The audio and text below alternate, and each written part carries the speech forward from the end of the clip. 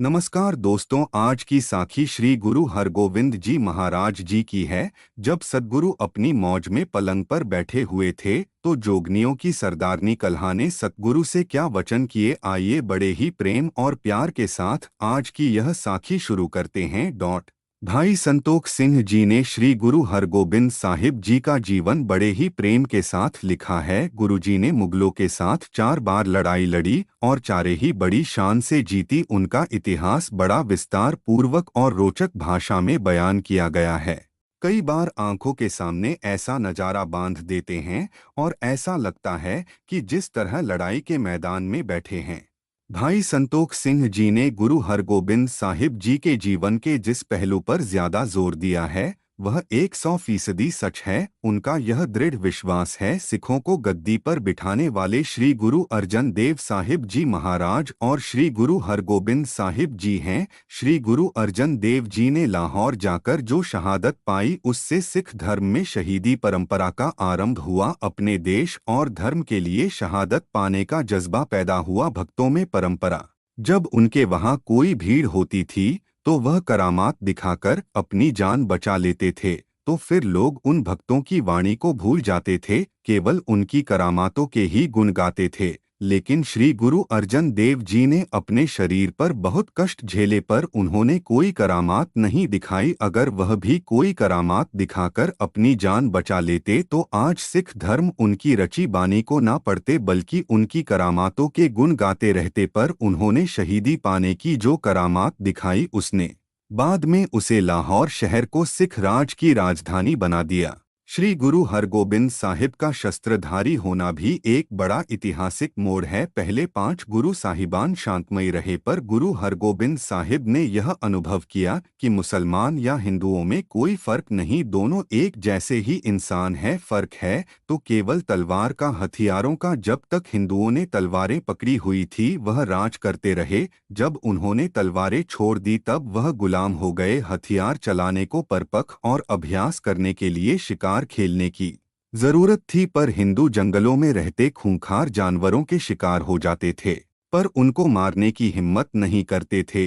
श्री गुरु हरगोबिंद जी ने अपने सिखों को हथियार दिए शिकार खेलने का शौक पैदा किया। यह जज्बा श्री गुरु गोविंद सिंह जी तक भी कायम रहा। फिर श्री गुरु गोविंद सिंह जी के बाद बाबा बंदा सिंह बहादुर ने इन मुगल हाकमा का शिकार खेल कर सिख राज की नींव रखी। उसके बाद सिखों ने वापस मुड़कर नहीं देखा। उन्हें पूरा विश्वास हो गया कि अंत राज खालसा का ही होगा। श्री गुरु हरगोबिंद साहिब ने सिखों में लड़ाई करने का जज्बा भी रस पैदा करने के लिए पैदा किया था। गुरु जी कहते हैं कि जो निष्कामी होंगे वह तो परम पद भी प्राप्त करेंगे और जो सहकामी सिख होंगे वो राज कमाएंगे। पर हमें यह नहीं सोच लेना चाहिए कि श्री गुरु नानक देव जी के मन में अपने सिखों को राजपाठ देने का मनोरथ नहीं था। उन्होंने जुल्म के विरुद्ध जब निर्भय होकर आवाज बुलंद की तो उनके मन में यह ख्याल स्पष्ट था कि वह एक ऐसा धर्म पैदा करें कि जो न्याय और इंसाफ का राज उपलब्ध कराएं। इसलिए उन्होंने अपना उत्तराधिकारी नियुक्त किया ताकि सिखी का पौधा जवान हो सके।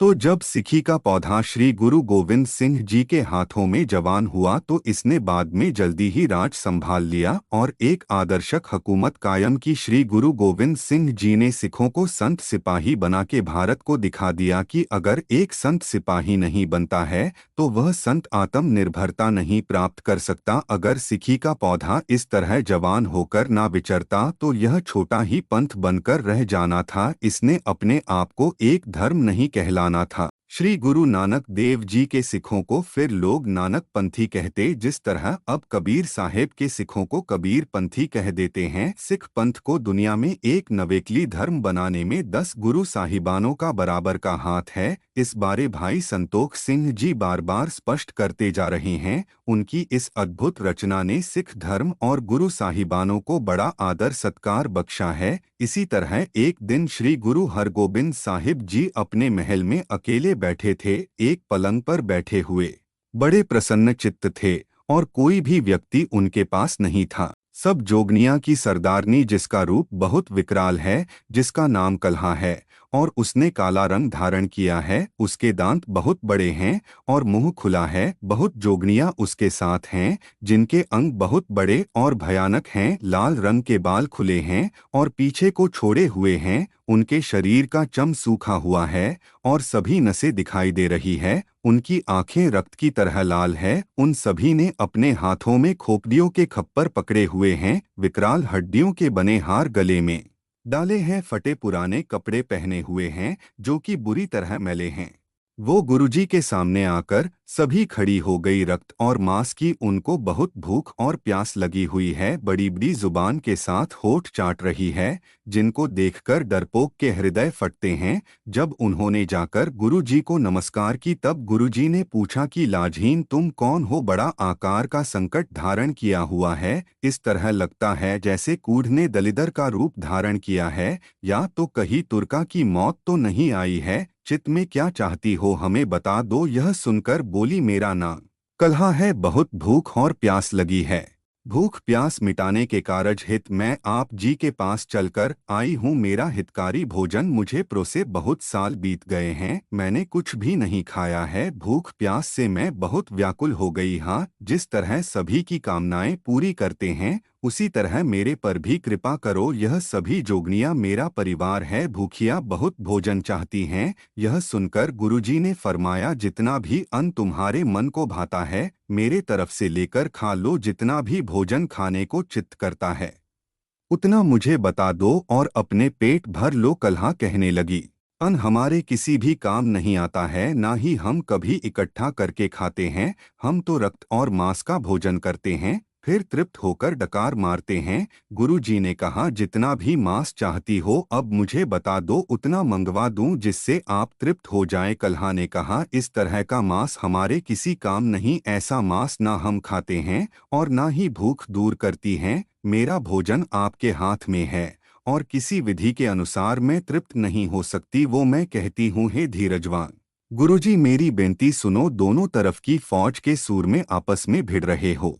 बड़ा अहंकार करके वह शास्त्रों पर वार करें, जख्मी होके फिर उसको मारे, कभी भी पीछे ना हटे, सामने होकर गिरे, शत्रु को मार मार के रण खेतर में मर जाएं। ऐसे योद्धा का जो मांस हो वह हमारे खाने जोग होता है। बहुत समय से जंग नहीं हुई है, इस करके किसी भी स्थान से भोजन नसीब नहीं हुआ है। सभी परिवार सहित बहुत भूख लगी हुई है, किसी समय भी रक्त प्राप्त नहीं हुआ, इस करके हमें भूख ने बहुत व्याकुल किया हुआ है। हम बहुत व्याकुल होकर उड़ीक कर रहे हैं। बहुत समय से लगी हुई हमारी भूख को दूर करो, जंग की रचना करो और तुर्का को मारो। गुरुजी सुनकर मुस्कुराए और उन्होंने वचन किया अब बहुत बड़ा युद्ध मचेगा। आगे सैकड़े साल बीत जाएंगे, जगत में जंग जाग जाएंगे तो घर घर में होंगे। तुम्हारे हाथ में मांस हम ही सबसे पहले देंगे। बहुत तृप्त होकर डकार मारना, अब आपका समय आ गया है। मन चाहता भोजन शक लो। कल्हा समेत जोगनिया का समूह सभी बहुत उत्साहित हुई, गुरुजी को नमस्कार कर कर के नाचने लगी। सभी रण खेतर के प्यार में भीग गई, पोटनियां लेने लगी। सभी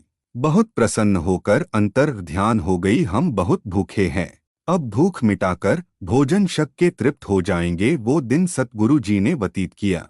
रात को भोजन शका, फिर आराम करके सुख से रात व्यतीत की, फिर जाग कर स्नान करके मन को अंतर ध्यान में लगाया। फिर गुरु जी ने गुरबाणी का पाठ किया, कीर्तन सुनकर फिर भोजन शका। गुरु जी ने फिर बैठकर बहुत आनंद माना। सो साध संगत जी, इस प्रकार सच्चे पातशाह ने जोगनियों की बेनती पूरी की थी और उन्हें प्रसन्न किया था। साध संगत जी, आज की साखी की यहीं पर समाप्ति होती है। प्रसंग सुनाते हुई अनेक भूलों की क्षमा बख्शे जी।